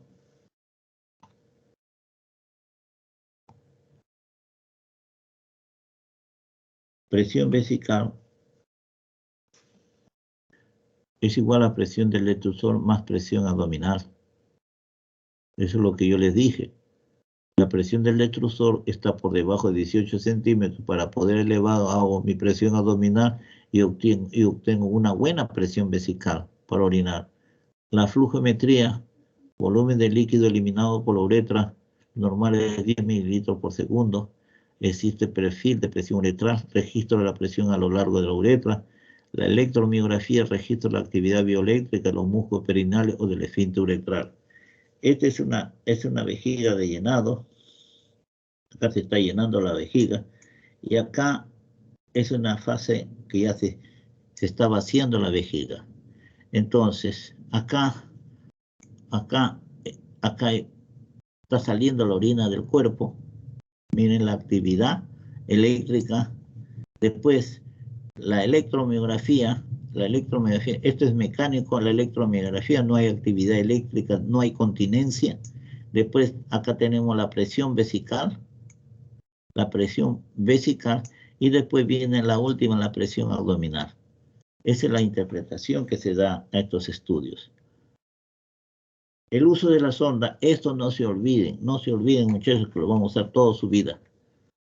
El uso de sonda se basa en la escala francesa, siempre viene con una F, depende del país que lo haga. El número de cada sonda se divide entre 3 y se expresa en milímetros. Por ejemplo, la sonda Foley número 18 tiene un diámetro de 6 milímetros, porque 18 entre 3 es 6. Entonces le ponemos las unidades 6 milímetros o en centímetros 0,6 centímetros. Los catéteres se usan con fines diagnósticos buscando estenosis para medir orina residual, para introducir medio de contraste a la vejiga, terapéuticamente para solucionar los problemas de retención urinaria. Técnica séptica, hay que siempre decirle al paciente que se le va a colocar una sonda, hay que anestesiarlo, porque de lo contrario no se van a dejar colocar una sonda. Hay que hacerlo con el menor dolor posible.